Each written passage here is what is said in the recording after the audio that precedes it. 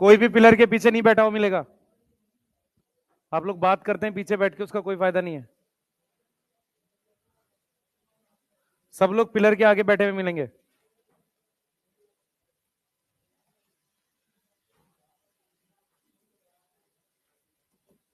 Last हमने जो पढ़ा था उसके आगे पढ़ रहे हैं बेटा।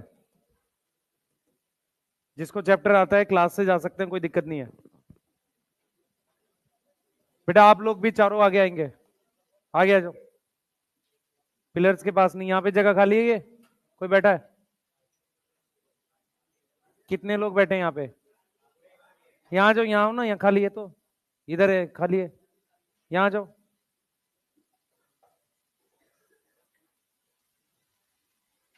आगे आ जाओ।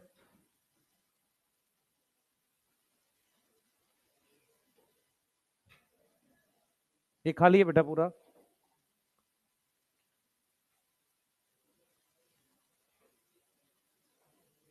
सब खाली है यहाँ पे।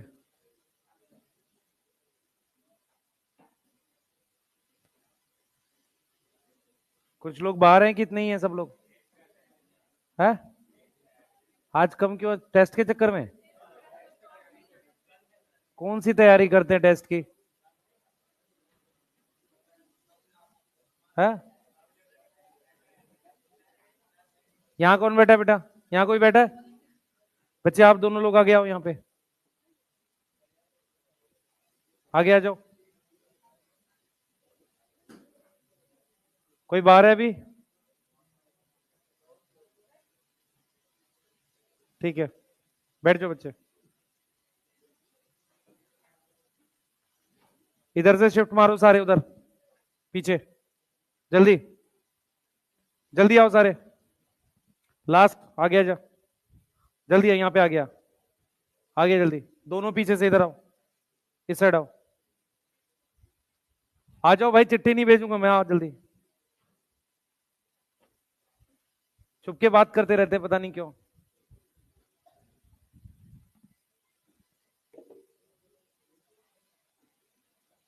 जल्दी आ बेटा, जल्दी।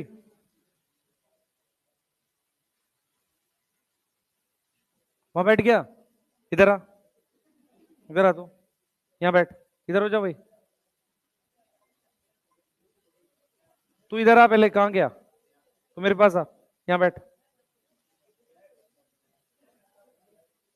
बैग हटा दे भाई, यहाँ बैठना है तुझे।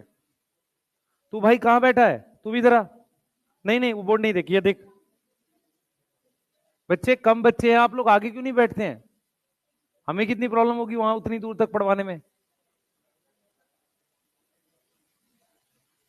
आजा भाई आजा।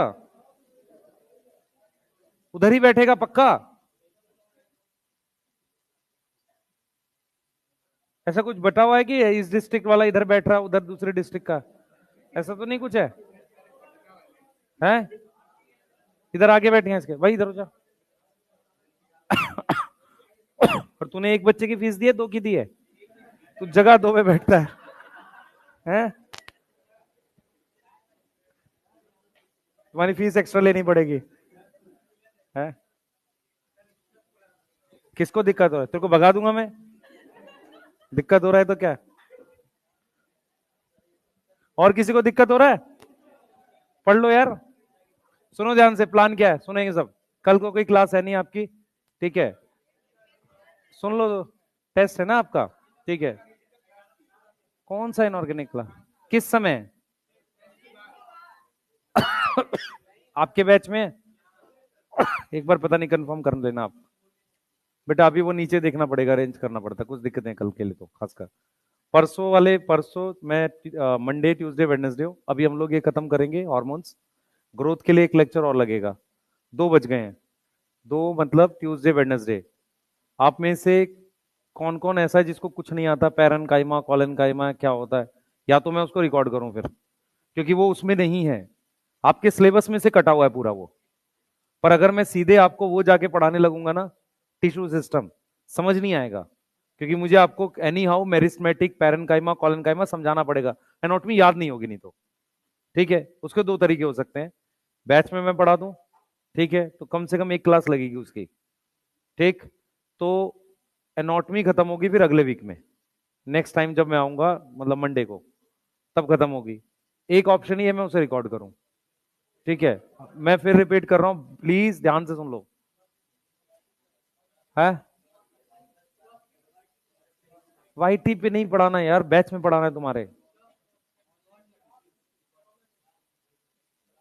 ठीक है, क्लास में कराते हैं। अभी हम लोग हार्मोन फिनिश कर रहे हैं, सुन लो यार, सुन लो ध्यान से सारे। मोस्ट प्रोबेबली ये वाला वीक छोड़ के जो मंडे आ रहा है, उसके बाद से कुछ टाइमिंग्स में मैं बदलाव करवाऊंगा। सुबह हो सकता है थोड़ा जल्दी बुलाए। ठीक है, जब तक वो बहुत ज्यादा वाली ठंड नहीं पड़ रही है जिसमें तुम नहाना बिल्कुल बंद कर देते हो, ठीक है, तब तक हो सकता है हम थोड़ा जल्दी बुलाने की कोशिश करें। ठीक है, अगर बाकी कोचिंग में बच्चा आ सकता है तो आप भी आ सकते हो। कोशिश करेंगे स्लॉट जो है वो आपका 1 घंटा 45 मिनट का बनने लगे, नहीं तो सिलेबस में थोड़ी सी दिक्कत फंस सकती है। बॉटनी में मैं नहीं कह रहा हूँ कि ऐसा बहुत फंसेगा या जूलॉजी में फंसेगा, ऐसा नहीं है।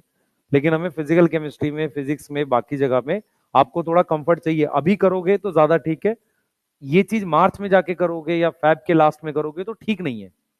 अभी 10 15 मिनट 20 मिनट एक्स्ट्रा पढ़ सकते हो, बाद में एक्स्ट्रा पढ़ोगे तो पैनिक होने लगता है, क्योंकि उस वक्त एक प्रेशर आ जाता है कि कुछ दिन में हमें रिवाइज भी करना है। सही है, समझ में आ रहा है? तो वो पैनिक क्रिएट मत करो अपने साथ। क्लियर है? ठीक है। दूसरी चीज क्या है बेटा, कुछ चैप्टर्स हैं जैसे माइक्रोब्स हो गया, ठीक है, उसको मैं समझा दूंगा आपको। क्लियर है? उसके शायद नोट्स नहीं लिखवाऊं, मैं नोट्स लिखवाऊंगा आपको मॉलिक्यूलर के प्रॉपर और प्रिंसिपल के। ठीक है, क्लियर, और इकोलॉजी के, वो कर सकते हैं।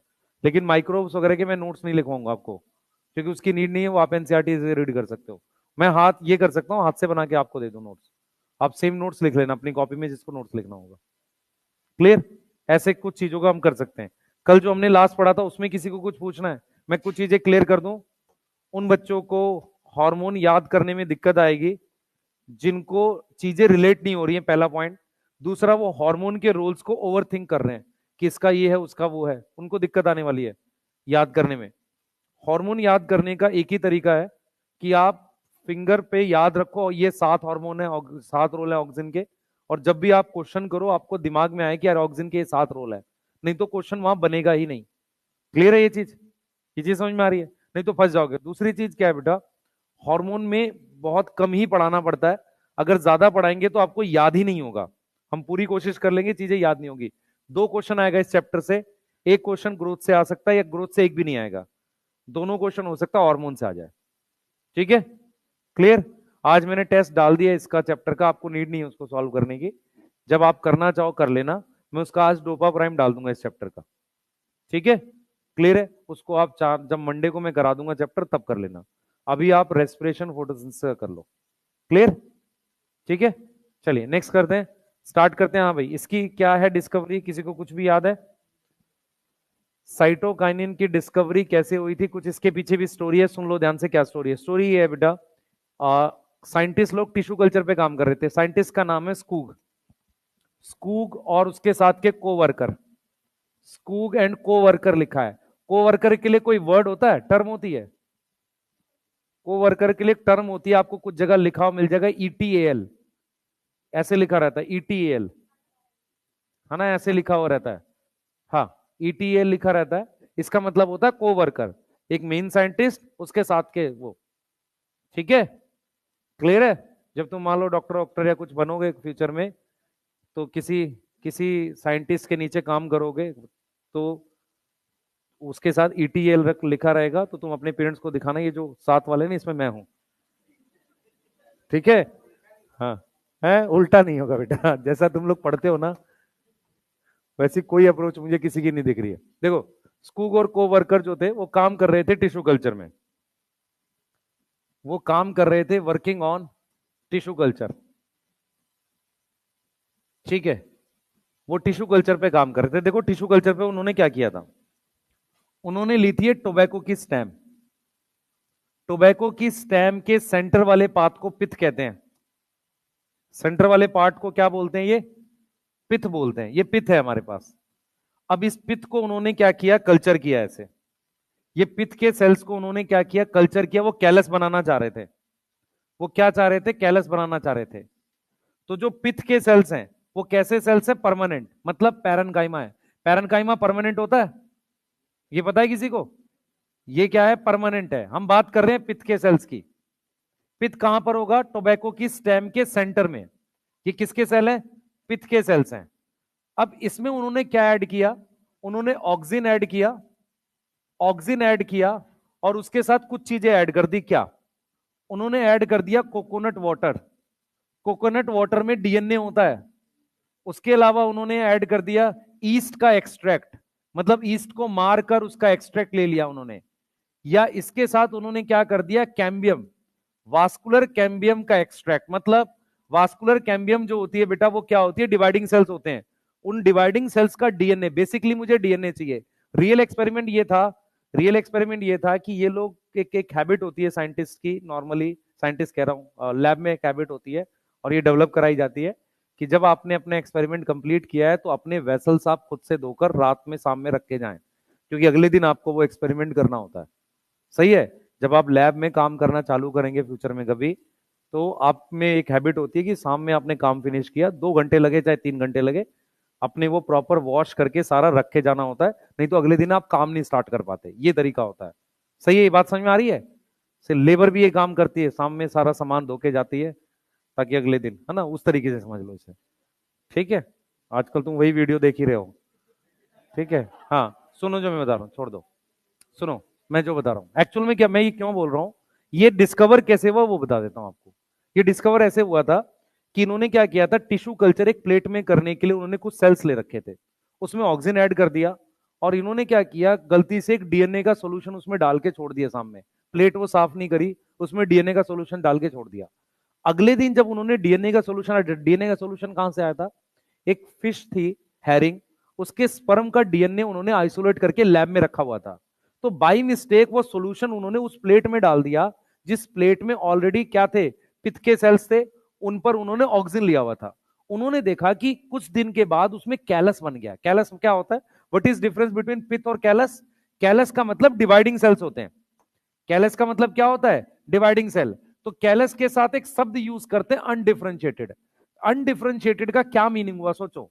डिफरेंशिएटेड का मतलब होता है परमानेंट, तो अनडिफरेंशिएटेड कौन सा सेल हो गया? डिवाइडिंग।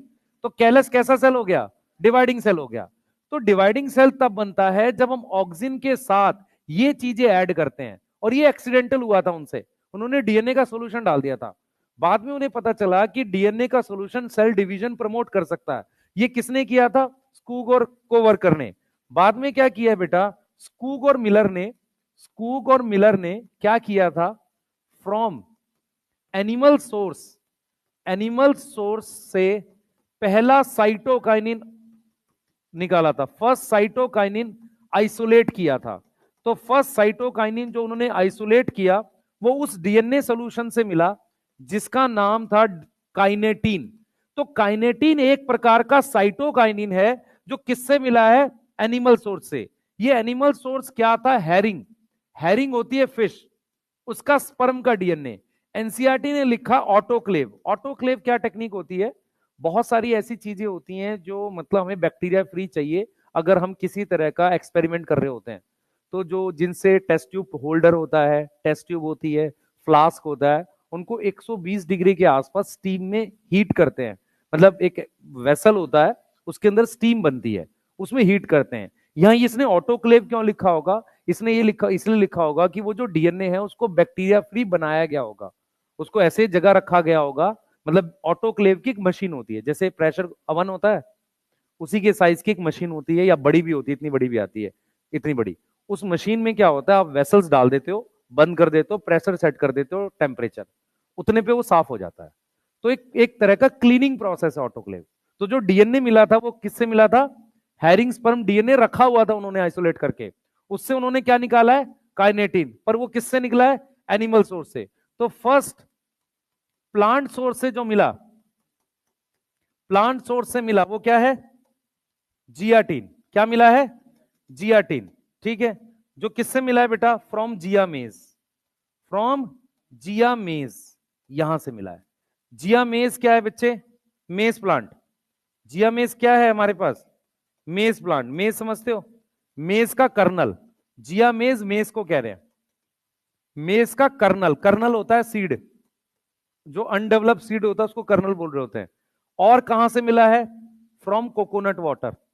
कोकोनट मिल्क लिखा हुआ है, कोकोनट वाटर एक ही चीज है। तो कोकोनट वाटर से मिला है ये, क्या मिला है? जियाटीन। क्लियर? और पहला कौन सा था? काइनेटिन। अगर क्वेश्चन आता है पहला साइटोकाइनिन, वो कौन सा है? काइनेटिन। और प्लांट सोर्स से पहला कौन सा है? जियाटीन। ये दोनों वो हैं, ठीक है। अब ये किसका डेरिवेटिव है? अमीनोप्यूरिन का। किसका डेरिवेटिव है? अमीनोप्यूरिन का। एक सिंथेटिक भी होता है बेटा, एक सिंथेटिक साइटोकाइनिन होता है, सिंथेटिक होता है, सिंथेटिक साइटोकाइनिन, बीएपी कहते हैं उसे, बेंजाइल अमीनोप्यूरिन। क्या नाम है उसका? बेंजाइल। अगर आप स्ट्रक्चर देख सको, अमीनोप्यूरिन। ठीक है, काम की चीज तो सोच नहीं रहे होगे तुम। ठीक है, लिख लो। हम्म,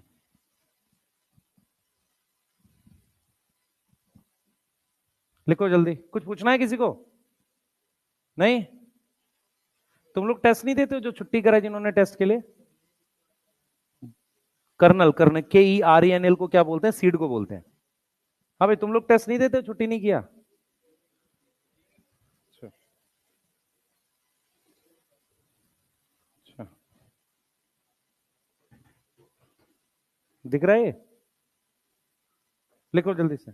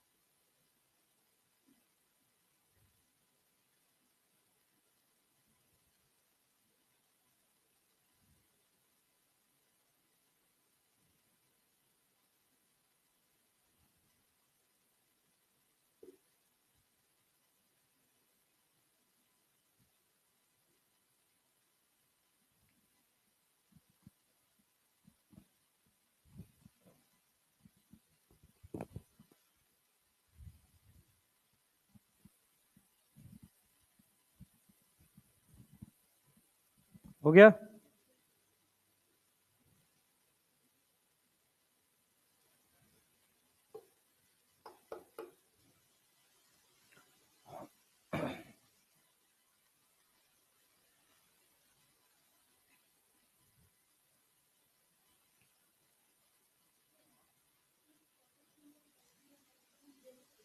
यस।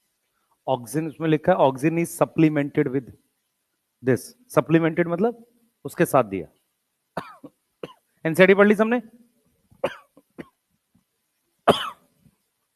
कहां दे रखा है ये? ऑक्सीजन के पहले वाले पैराग्राफ में दे रखा है। कहां दे रखा, मिला किसी को? नहीं मिला ना? चैप्टर भी पता है कौन सा चल रहा है? कुछ लोगों को पता भी नहीं होगा। है? प्लांट किंगडम नहीं पढ़ रहे हैं भाई, कुछ वहां खोजते हैं।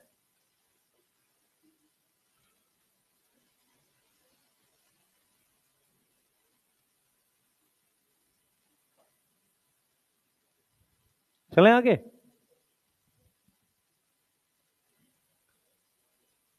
ये लिखा हुआ है और ये देख लो कौन से ईयर में आइसोलेट किया इन्होंने, 1955 में। ये देख रहे हो? ठीक है, उन्होंने क्रिस्टलाइज किया। क्रिस्टलाइज का मतलब होता है आइसोलेशन। सही है। उन्होंने कैलस कब बनाया? जब ऑक्सीजन के साथ उन्होंने क्या ऐड किया? Any with one of the following, कोई एक ऐड किया। Extract of vascular tissue, east extract, coconut milk, या डीएनए डाल दो डायरेक्ट। सही है।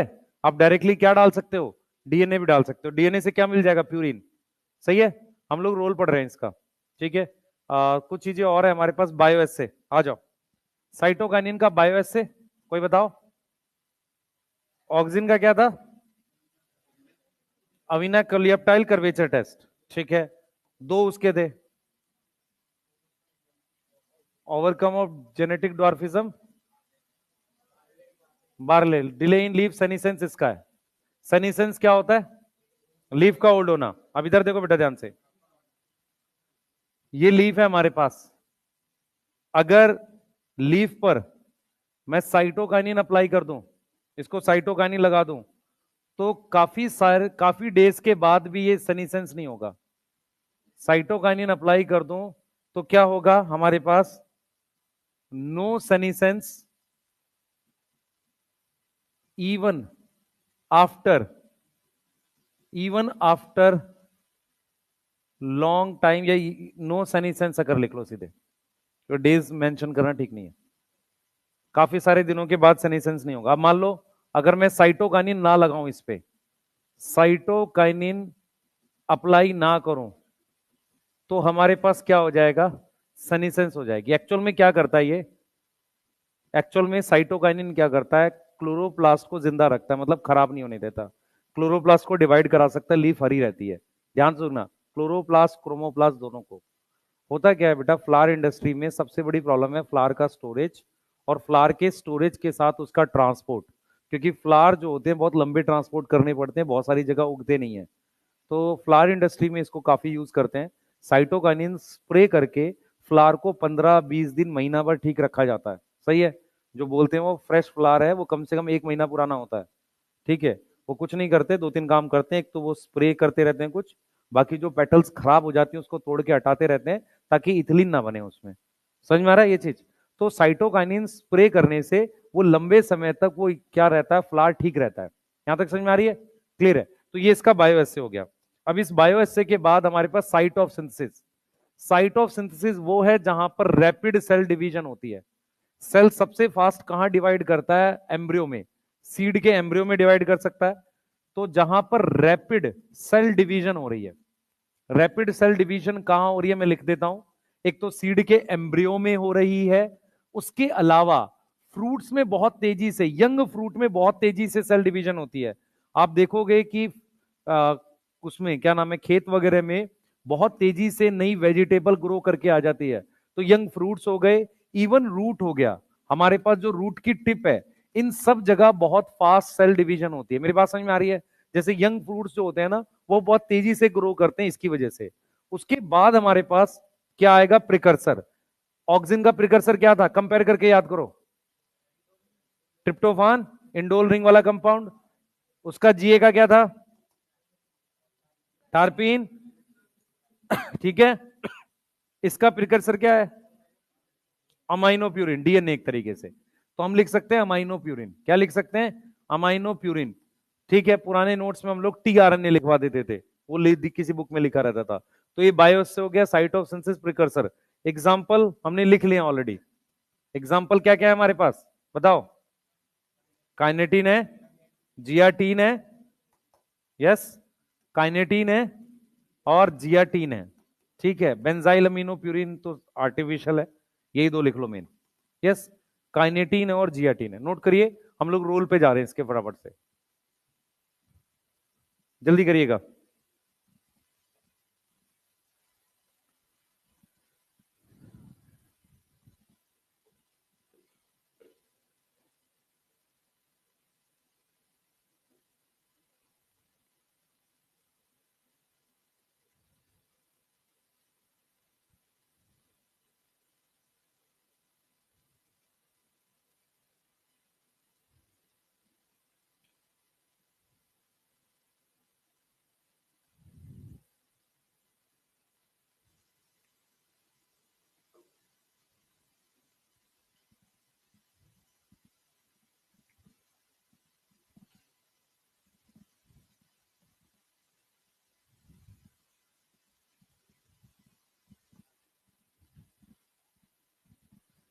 लिख लिया?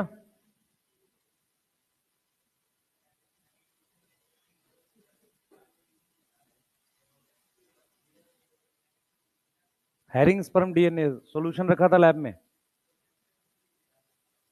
क्या चीज? नहीं नहीं, उन्होंने वो डाला था, ठीक है। वो तो कह रहा है कि डिवीजन प्रमोट नहीं होती जब तक मैं ये नहीं डालता हूं। उससे पहले उनके पास एक डीएनए सॉल्यूशन पड़ा था लैब में, उन्होंने गलती से उसको उसमें डाल दिया। उस डीएनए सॉल्यूशन में से फिर काइनेटिन निकाला उन्होंने, जो क्रिस्टलाइज करना। देखो एक चीज है कि कहां प्रेजेंट है, कोकोनट वाटर में है, ईस्ट एक्सट्रैक्ट में है। निकाला कहां से उन्होंने? डीएनए सॉल्यूशन से। और वो डीएनए सॉल्यूशन किसके स्पर्म का से निकाला था उन्होंने? हैरिंग फिश के। वो पॉइंट है।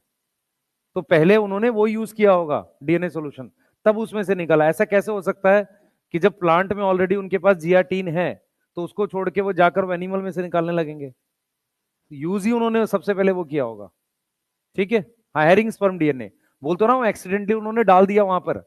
वो कोई और एक्सपेरिमेंट उसमें कुछ कर रहे होंगे आइसोलेशन ऑफ डीएनए का, उन्होंने वो कर दिया होगा बाय मिस्टेक। और ये टिश्यू कल्चर पे काम कर रहे थे लोग। नेक्स्ट करते हैं बेटा। हम लोग क्या करते हैं, रोल पढ़ रहे हैं इसका। भाई बताओ, रोल में देखो, एक एक करके रोल देख रहे हैं।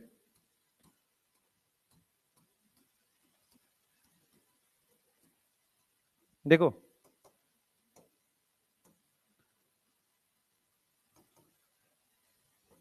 रोल लिखते हैं बेटा।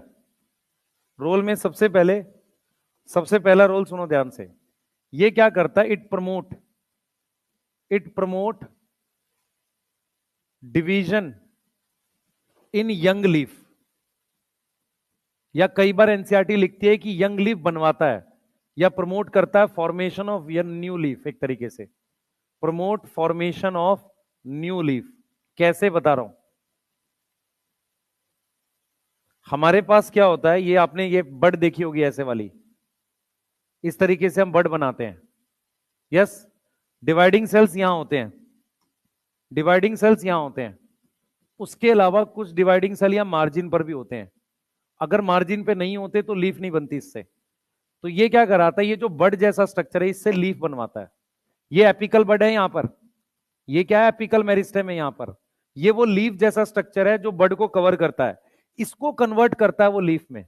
कौन कन्वर्ट करता है? साइटोकाइनिन। क्लियर है? किसमें कन्वर्ट करता है? लीफ में। दूसरी चीज, ये फर्स्ट रोल हो गया। सेकेंड रोल क्या करता है? क्लोरोप्लास्ट की डिवीजन प्रमोट करता है। तो प्रमोट डिवीजन ऑफ क्लोरोप्लास्ट, उससे नया क्लोरोप्लास्ट बन जाएगा।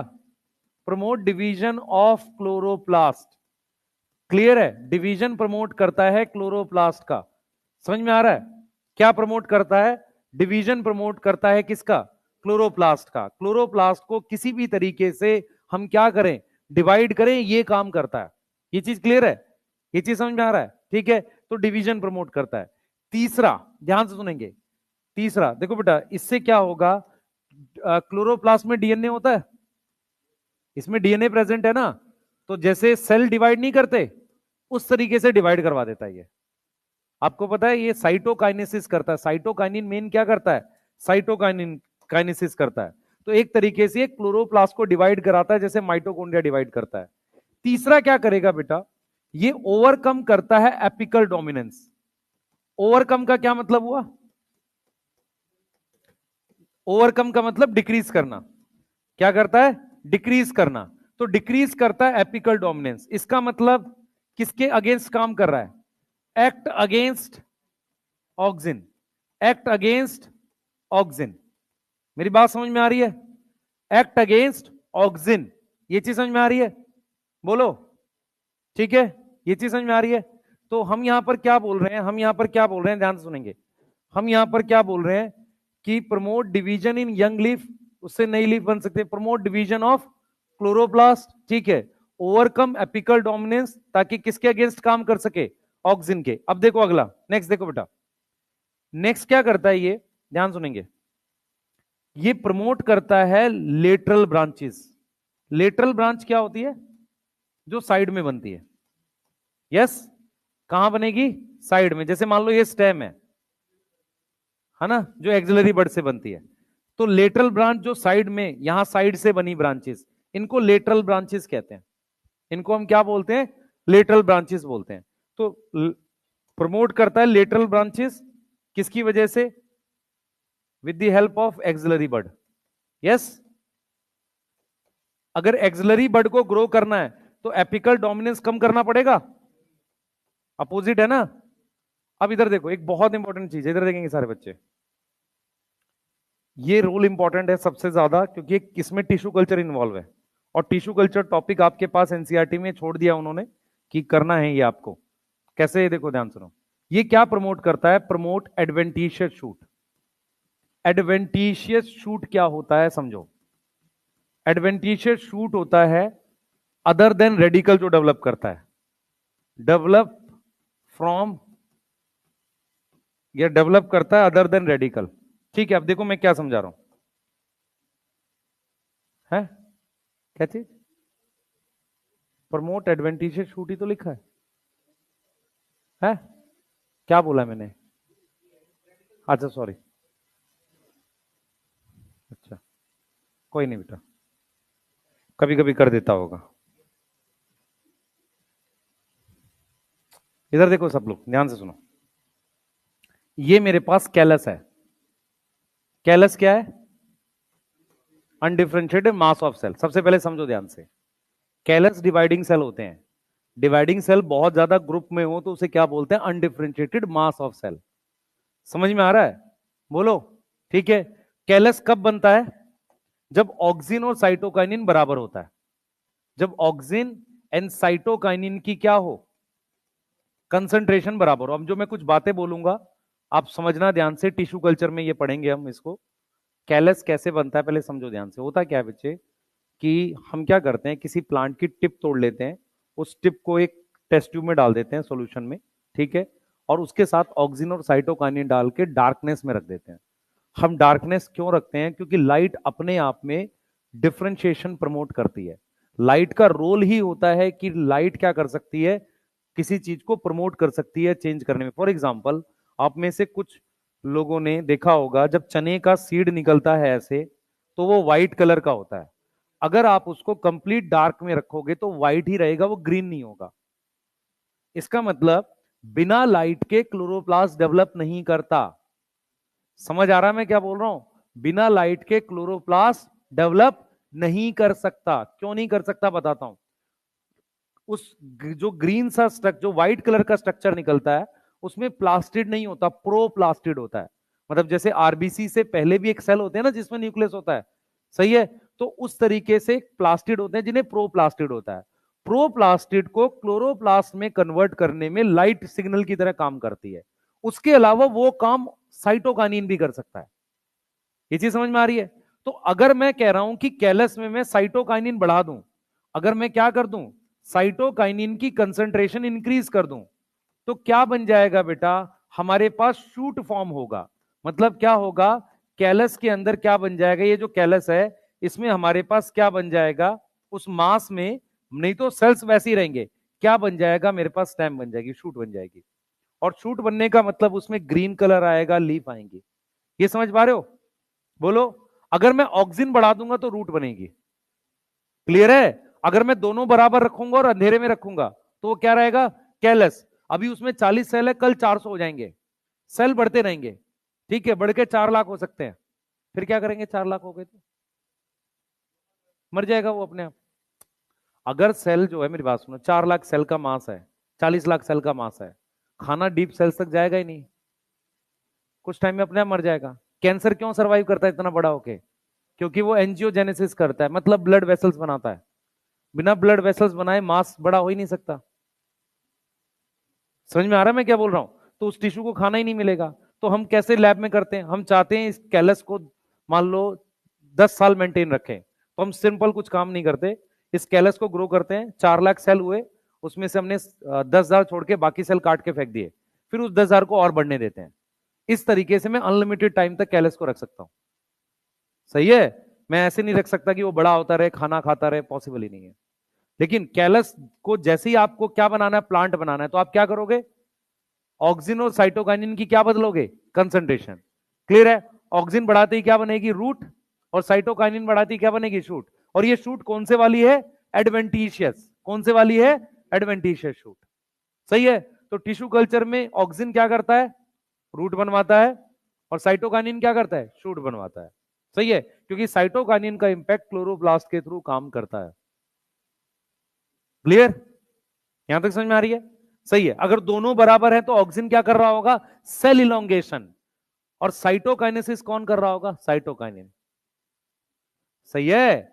अगर मैं आपसे कहूं सेल डिवीजन के लिए दो चीजें चाहिए, सेल इलोंगेशन, सेल डिवीजन, तो सेल इलोंगेशन कौन कर रहा होगा? ऑक्सिन। और सेल, मान लो क्वेश्चन आ जाए, cell division promote by auxin cytokinin ethylene GA, तो आपको साइटोकाइनिन मार्क करना पड़ेगा। एक्चुअल में सेल डिवीजन साइटोकाइनिन नहीं करता, साइटोकाइनेसिस तो है। अगर क्वेश्चन आ जाए cell division promote by auxin cytokinin both, तो आप बोथ मार्क करोगे। किसी को समझ आ रहा है मैं क्या पढ़ा रहा हूं? सेल इलोंगेशन ऑक्सिन करता है, एक्चुअल सेल डिवीजन साइटोकाइनिन करता है। पर बिना सेल को बड़ा करे सेल डिवाइड करने का कोई फायदा नहीं है, ग्रोथ नहीं होगी। ठीक है? दोनों का रोल है सेल डिवीजन में, पर मेन रोल किसका है? साइटोकाइनिन का, क्योंकि वो क्या प्रमोट करता है? साइटोकाइनिन। कोई डाउट है यहां तक? नहीं। अब देखो मेरे बात, मेरे यहां पे एक और रोल होता है, न्यूट्रिएंट मोबिलाइजेशन। प्लांट के लिए न्यूट्रिएंट ग्लूकोज नहीं है, क्योंकि वो ग्लूकोज खुद बना सकता है। प्लांट के लिए न्यूट्रिएंट का मतलब है मिनरल। तो न्यूट्रिएंट मोबिलाइजेशन जो डिले करता है किसकी? लीफ की सनीसेंस। मेरी बात समझे ध्यान से। एक लीफ है जिसमें सनीसेंस हो रही है। सनीसेंस होने के कुछ मेजर रीजन होते हैं। एक रीजन ये होता है कि इस लीफ को मिनरल्स मिल नहीं रहे, तो ये क्या करता है? कहीं और से मिनरल लाकर इस लीफ को दे देता है, न्यूट्रिएंट दे देता है, मिनरल्स दे देता है। जब ये मिनरल्स इस लीफ को देता है, उसकी वजह से उसकी सनीसेंस क्या हो जाती है? डिले हो जाती है, मतलब वो खराब नहीं होती जल्दी से। और हमेशा याद रखो बच्चे, मिनरल जमीन से ऊपर लाती है जाइलम, लेकिन उसके बाद अगर उसको इधर से निकाल के वहां देना है, वहां से निकाल के इधर देना है, वो फ्लोएम करती है। क्योंकि फ्लोएम के पास डिफरेंट डायरेक्शंस होती हैं, जाइलम के पास एक ही डायरेक्शन है, नीचे से ऊपर की तरफ, और कोई डायरेक्शन नहीं है। अगर ऊपर लीफ बड़ी है, उसको नीचे की तरफ लेके जाना है मिनरल को, तो वो कौन लेके जाएगा? फ्लोएम। तो ऐसा नहीं होता कि फ्लोएम से मिनरल मूव नहीं करते, करते हैं, पर वो कहां करते हैं? प्लांट के एक पार्ट से दूसरे पार्ट में। समझ में आ रहा है? ये चीज समझ में आ रही है? तो यहां पर हम क्या लिख रहे हैं? न्यूट्रिएंट मोबिलाइजेशन जो क्या करेगा? डिले करेगा, है ना? Reason for delay in senescence. ये रोल समझ में आ रहे हैं सबको? अगर आपके दिमाग में बैठ रहा है तो सबसे पहले याद रखो, एडवेंटिशियस शूट साइटोकाइनेसिस प्रमोट कर रहा है, लेटरल ब्रांचेस वगैरह है। क्लियर है? सही है? क्लोरोप्लास्ट के डिवीजन पे, लीफ पे इंपैक्ट है। क्लियर? ठीक है, बनाइए जल्दी से। टिश्यू कल्चर में डार्कनेस का रोल समझ में आ रहा है? वो डिफ्रेंशिएशन नहीं होने देता।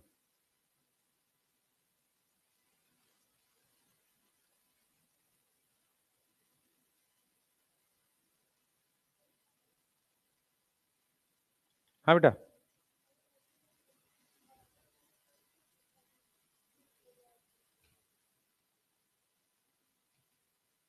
दोनों सिर्फ सेल डिवीजन होगी उस वक्त, क्या होगी? क्योंकि दोनों बराबर है ना, सेल इलोंगेशन, सेल डिवीजन। ठीक है? ऑर्गन डेवलपमेंट कब होगी? जब कोई एक बढ़ाएंगे। ठीक है? नहीं तो वो मास बनता चला जाएगा। अब जैसे हम लोग क्या है, कैंसर सेल्स हैं, हीला सेल्स कहते हैं जिन्हें, उनको 1950 से अभी तक ग्रो कर रहे हैं, कैंसर की रिसर्च है। तो ग्रो करने का मतलब क्या है, जब वो सेल्स ज्यादा हो जाते हैं हटा के फिर उन्हीं सेल्स को कम मीडियम में रख के ग्रो करते होंगे, तब से मेंटेन किया हुआ लैब्स में। ठीक है, किसी चीज को मेंटेन करने के दो तरीके हो सकते हैं, उसको ग्रो कराते जाओ, हटाते जाओ, ग्रो कराते जाओ। सही है। दूसरा तरीका क्या हो सकता है कि ग्रोथ स्लो कर दो, उसके लिए तापमान कम कर दो, जैसे कई चीजें रखी जाती है ना बहुत लो टेम्परेचर पे, वो एक तरीका होता है लैब्स में, पर वो कॉस्टली है। वो कॉस्टली क्यों है? क्योंकि किसी को ग्रो करते रहो मीडियम देके, वो फिर भी आसान है, पर आप माइनस में 100 डिग्री टेम्परेचर रखना लगातार किसी को जिंदा रखने के लिए, वो मुश्किल काम है। समझ में आ रहा है? उतनी कॉस्ट नहीं होती है।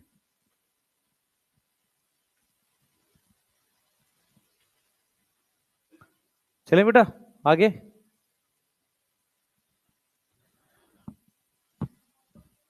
ऑटोक्लेव की एक टेक्निक होती है जिसमें कोई भी चीज को साफ किया जाता है। फॉर एग्जांपल, जैसे मान लो टेस्ट ट्यूब है, टेस्ट ट्यूब हो गया, वो हो गया बीकर हो गया, और जिससे टेस्ट ट्यूब होल्डर वगैरह हो गया, इन पे बैक्टीरिया वगैरह लगे रहते हैं। तो एक टेक्निक होती है जिसमें एक इतना बड़ा वेसल होता है, उसमें डाल के स्टीम से साफ करते हैं। ठीक है, वो ऑटोक्लेव है। तो इसने ऑटोक्लेव डीएनए क्यों लिखा है? क्योंकि उस डीएनए के सोल्यूशन में कोई इन्फेक्शन नहीं होगा। सही है। उसने स्टीम से उसे साफ किया होगा या स्टीम में रखा होगा ताकि सारा बैक्टीरियल इन्फेक्शन खत्म हो जाए। उसे हम क्या लिख रहे हैं? ऑटोक्लेव। टेक्निक है वो, है ना, कोई फीचर नहीं है, वो क्या है? एक टेक्निक है। क्या किस चीज की टेक्निक है? बैक्टीरिया मारने की, माइक्रोब्स फ्री करने की। ठीक है। यस।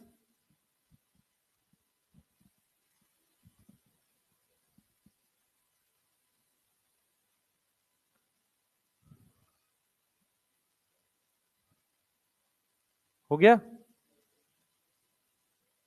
आप देख सकते हो लास्ट में जो रोल लिखे हुए डिले इन सनी, ये सारे वही रोल हैं बेटा। डिले इन लीफ सनीसेंस, सही है। क्लोरोप्लास्ट, देखो न्यू ली नई लीफ कैसे बनाएगा, मैंने बताया ना, बड से बना देगा। और क्या बनाएगा? क्लोरोप्लास्ट कैसे बनाएगा उससे? लेटरल शूट, समझ में आ रहा है? एडवेंटिशियल शूट समझ में आ रहा है? ओवरकम क्या कर रहा है? Apical dominance. तो किसके अगेंस्ट काम कर रहा है? ऑक्सिन के, है ना। और न्यूट्रिएंट मोबिलाइजेशन कर रहा है, जो किसकी सेनिसेंस डिले कर रहा है? लीफ की। ठीक है, हम लोग इथिलीन पढ़ेंगे, हेडिंग डालो। अपोजिट, एंटागोनिस्ट मतलब अपोजिट। इंसुलिन के एंटागोनिस्ट कौन है? इंसुलिन के एंटागोनिस्ट ऑक्सिन है, ग्लूकागोन है। मतलब सोया हुआ है सब, पता नहीं क्या हुआ है, प्रोसेसिंग गड़बड़ चल रही है, इतना भूसा भर गया उसमें दिमाग में। हाँ,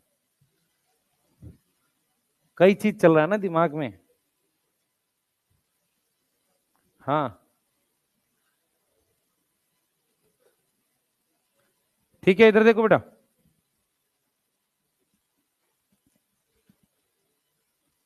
इधर बोर्ड पे ध्यान दो, बोर्ड पे ध्यान दो। देखो, सबसे ज्यादा रिलैक्स वो बच्चा है जिसने कोई प्लान नहीं कर रखा रिवीजन का। सही बता रहा हूँ, उसको टेंशन ही नहीं हो रही। टेंशन जब होती है जब हम प्लान करना शुरू करते हैं, क्योंकि फिर हमें एंड पॉइंट लिखना पड़ेगा ना, कैसे होगा, घंटे अलॉट करने पड़ेंगे, तब प्रॉब्लम स्टार्ट होती है। और सबसे ज्यादा प्रॉब्लम उसको होती है जिसका करंट ठीक चल रहा है, अब उसको पैनिक स्टार्ट हुआ है, पुराना कैसे रिवाइज करेंगे, उसको ज्यादा प्रॉब्लम है। क्योंकि जैसे वो पुराना पड़ता है करंट छूटने लगता है, करंट पड़ता है फिर पुराना छूटने लगेगा, और थोड़ी देर में दोनों छूट जाता है। ठीक है। तो जो कुछ नहीं पढ़ रहा हो एकदम रिलैक्स है, मस्ती में, कोई दिक्कत की बात नहीं है, देख लेंगे, एग्जाम ही तो है ना। सही है ना। हाँ, एक बच्चा था कैसे ही, जो क्या था, 10th क्लास में था, गांव की बात है ना, 10th क्लास में फेल हो गया। उसके फादर ने बुलाया, तो उस वक्त बोर्ड चलते थे, जैसे मान लो एक पूरे बिहार का एक पटना बोर्ड हो जाएगा, ऐसे इलाहाबाद बोर्ड चलता था यूपी में। तो अपने फादर से बोला कि कम से कम मेरी वजह से आपका नाम इलाहाबाद तक गया है मार्कशीट में, समझ में आया, भले ही फेल हो गया। ठीक है ना। तो तुम ये बोल सकते हो घर पे, इतने बड़े परीक्षा में जहां 25 लाख बच्चे कंपीट कर रहे हैं, इतने बड़े कंपटीशन का मैं हिस्सा था। ठीक है। अब परसेंटाइल दिखाओगे तो उसमें दिखा देना 80 परसेंटाइल। अब उसमें क्या था, 80% बच्चा तुम्हारा से मतलब 20% बच्चा ऊपर है। 25 लाख का 20% कितना आएगा? 5 लाख। मतलब 5 लाख के बाद है तुम्हारी रैंक। घर पे तो 80 परसेंटाइल दिखाओ, कोई दिक्कत ही नहीं है। उनको कहाँ समझ में आ रहा है ना। नहीं तो कैटेगरी रैंक दिखा देना, वो तो और आसान है, इस वाले से मिल जाएगा कॉलेज। सीट उतनी है बेटा, सीट कहां बदल रही है? नहीं है? अब वो तुम सोचो भाई। ठीक है, हाँ इधर आ जाओ, चलो देखते हैं। इधर देखेंगे बेटा, इथिलीन, इधर देखो, इधर इधर ध्यान दो। इथिलीन को हम लोग पढ़ रहे हैं, इसकी डिस्कवरी के लिए, एक्चुअल में इसकी डिस्कवरी कैसे हुई थी? जर्मनी में केरोसिन के लैंप्स जलाए जाते थे स्ट्रीट की लाइटिंग करने के लिए, तो वहां से कुछ गैस निकलती थी जो लीफ खराब किया, उसको लीफ को खराब कर देती थी, वहां से है ये। पर यहां पर जो साइंटिस्ट का नाम लिखा हुआ है, कजन्स लिखा हुआ है, उसने क्या बोला था? उसने बोला था कि कुछ वोलेटाइल सब्सटेंस है। वोलेटाइल क्या होता है? जो उड़ता है। वोलेटाइल सब्सटेंस है, कौन बनाता है?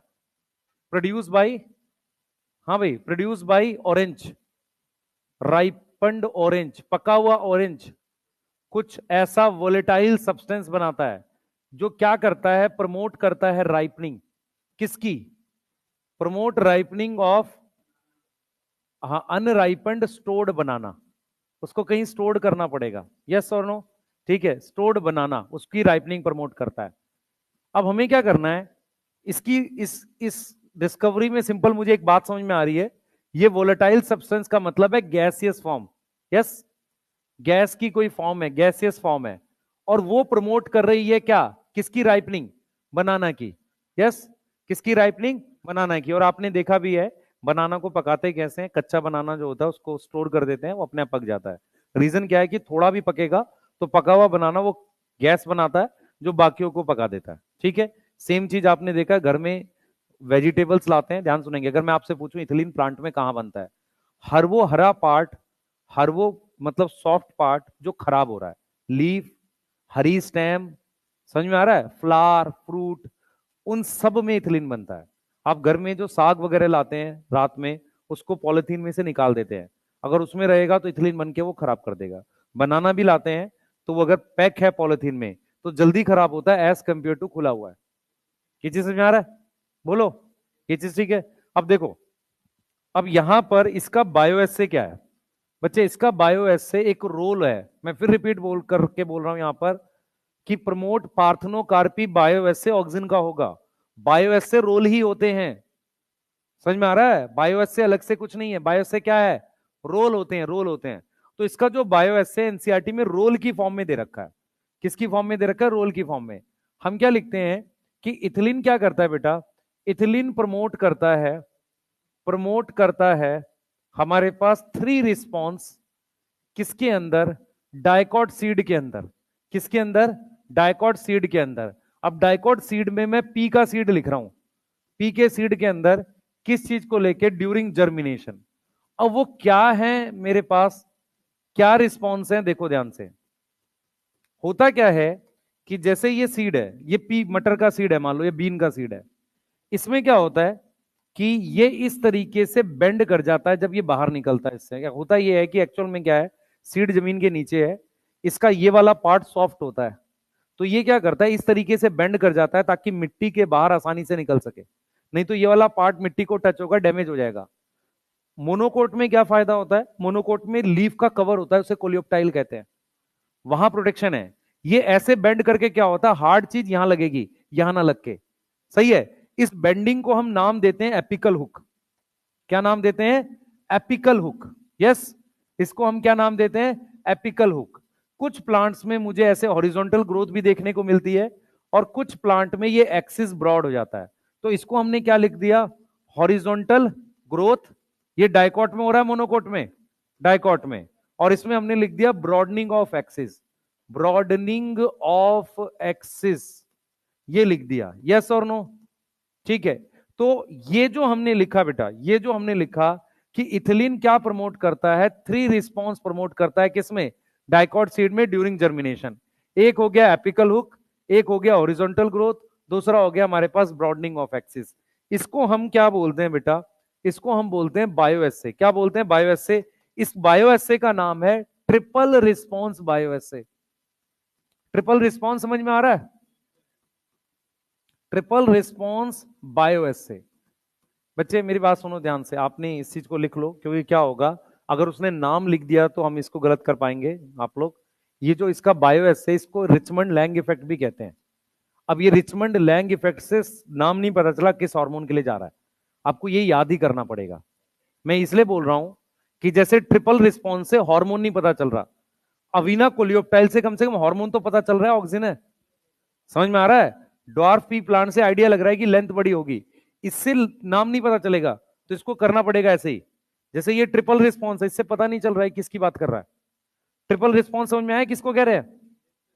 Apical hook, horizontal growth, broadening of axis, ये इसका बायोस है।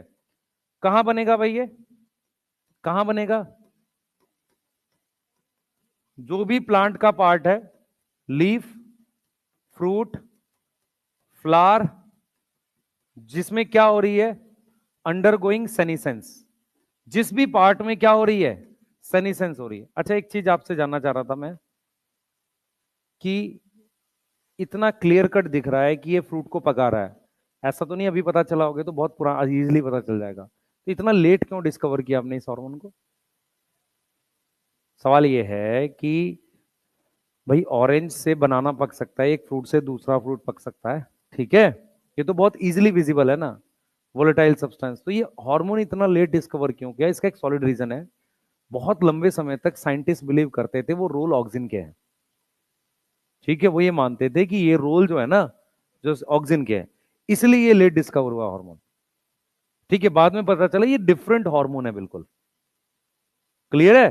क्योंकि ऑक्सिन भी प्रमोट करता है ना सेनिसेंस, बोलो। उसके बाद इसका प्रिकर्सर एक अमीनो एसिड है मिथ्योनिन, मिथ्योनिन में सल्फर होता है। प्रिकर्सर क्या है? मिथ्योनिन है। ऑक्सिन का क्या था? ट्रिप्टोफान। जिबरलिन का टारपीन, ठीक है, एसिटाइल को ऐसे टारपीन। और उसका क्या है? साइटोकाइनिन का अमीनोप्यूरिन। क्लियर है? इसका क्या है? मिथ्योनिन, मिथ्योनिन, ठीक है। क्लियर है? नोट करो, रोल पे जा रहे हैं।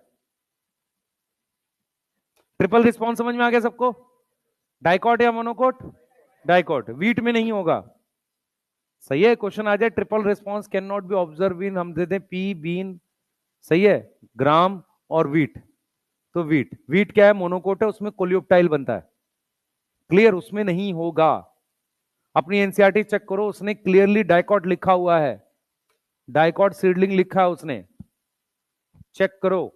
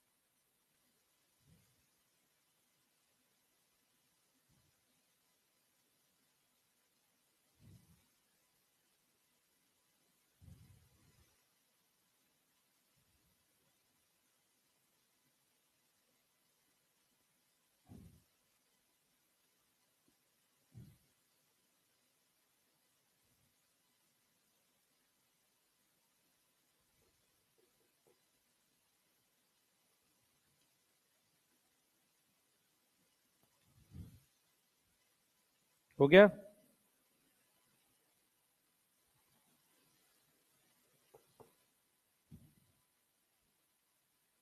लिख लिया? नहीं लिख लिया?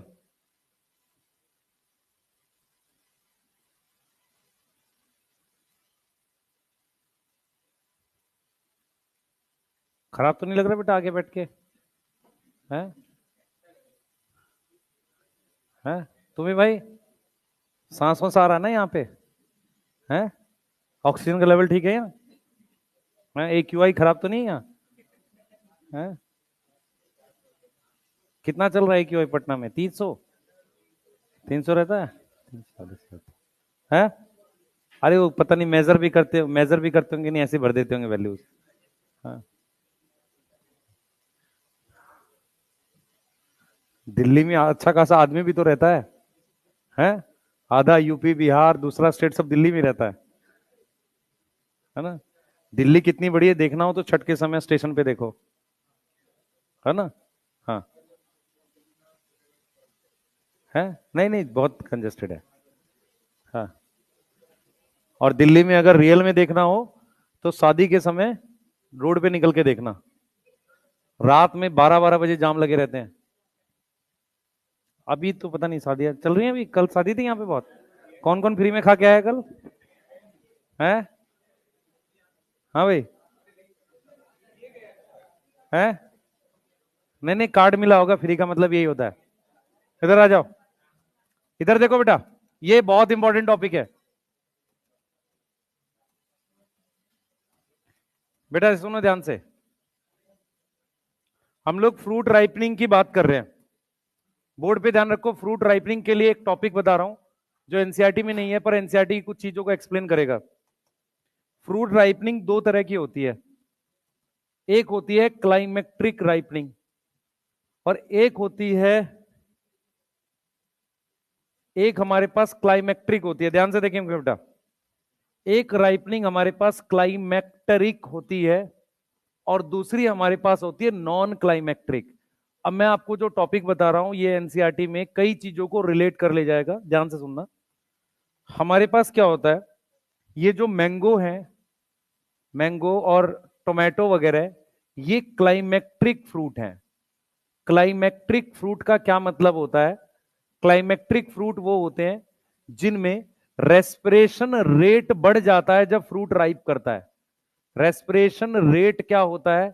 इंक्रीज हो जाता है जब फ्रूट की राइपनिंग होती है। खासकर मैंगो में अगर आप देखोगे कि जब फ्रूट पक रहा होता है तो उस वक्त उसमें थोड़ा सा हीट बन रही होती है, ठीक है, हल्का सा वो हीट हो जाता है, तो रेस्पिरेशन रेट बढ़ जाती है। देखो और क्या चेंजेस होते हैं, सुनना ध्यान से। जो अदर चेंजेस आपको फील होंगे वो सुनना। अदर चेंजेस क्या होते हैं बेटा? ए, सबसे पहले मैंगो खट्टा होता है तो एसिड जो होता है वो कन्वर्ट हो जाता है शुगर में। यस, एसिड किस में कन्वर्ट हो गया? शुगर में। मेरी बात समझ में आ रही है? एसिड किस में कन्वर्ट हो गया? शुगर में कन्वर्ट हो गया। अब मेरी बात सुने ध्यान से, एसिड शुगर में कन्वर्ट हो गया।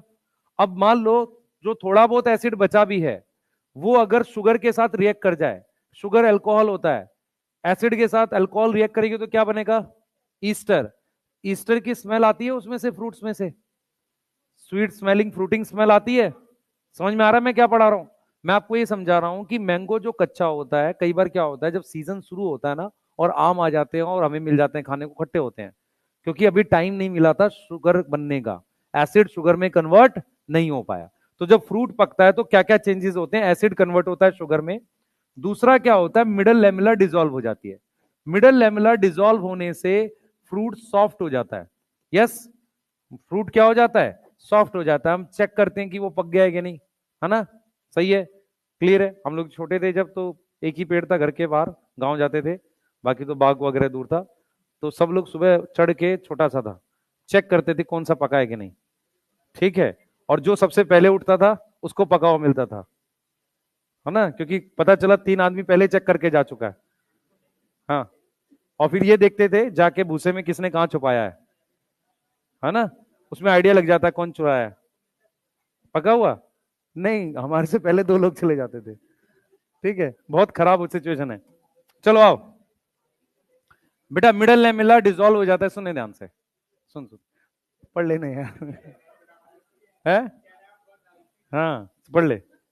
एसिड कन्वर्ट हो गया शुगर में, मिडल लेमिला क्या हो गया? डिसॉल्व हो गया, ठीक है। तीसरी चीज क्या है बच्चे, ध्यान सुनियो।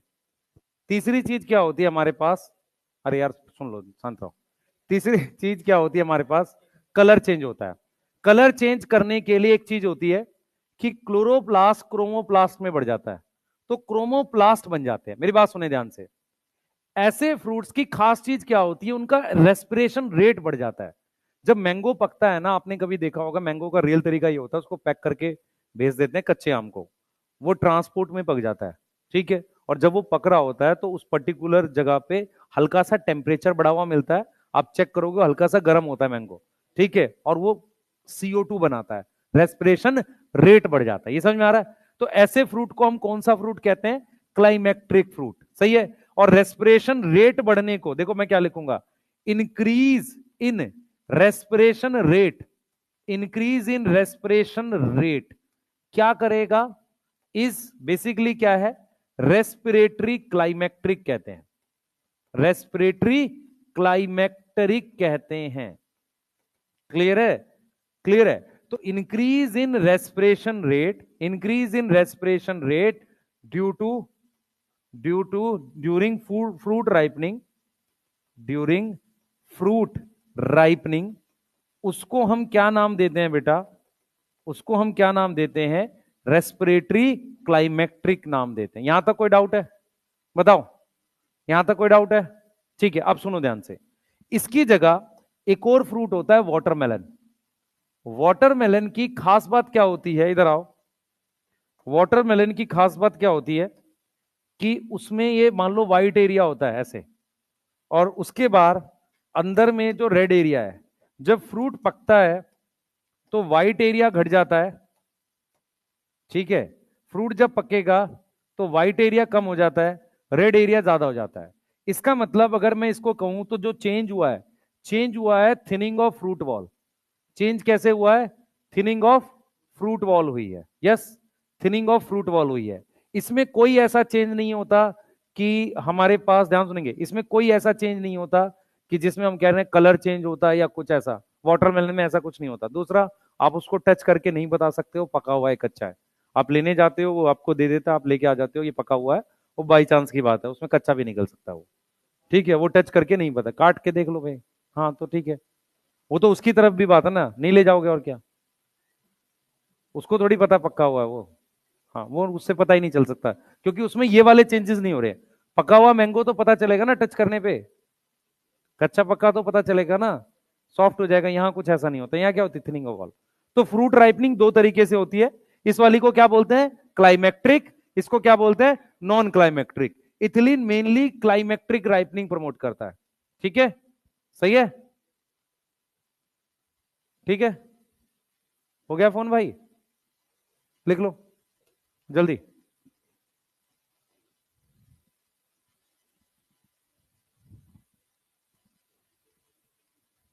जल्दी करो जल्दी,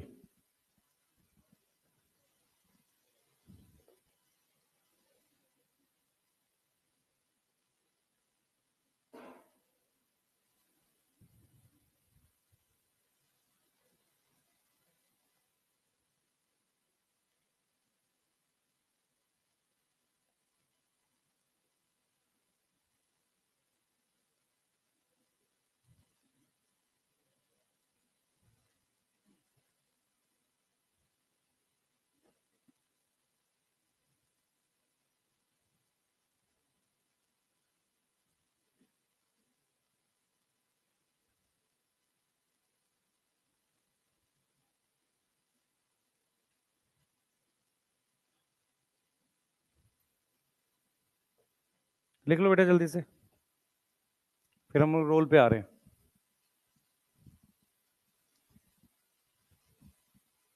जल्दी करो फास्ट,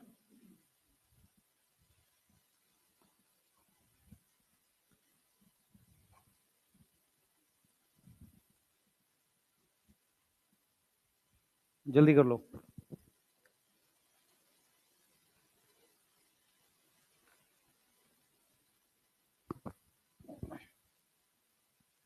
लिख लिया,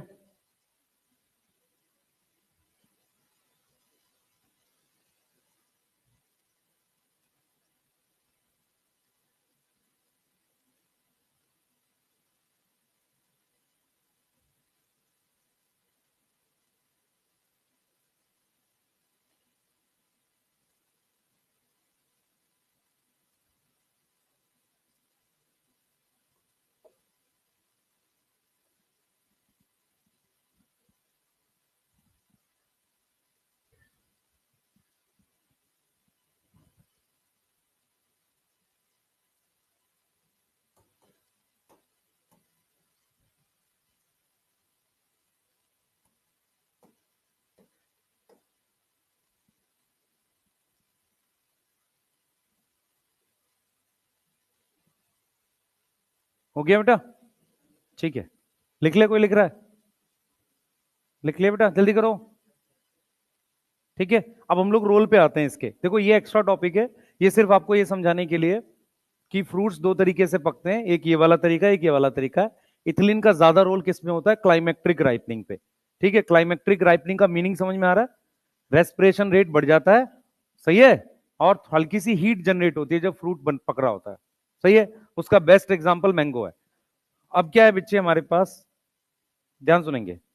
अब क्या है हमारे पास, इसके रोल पढ़ रहे हैं, ठीक है, हम पढ़ रहे हैं रोल किसके? इथिलीन के।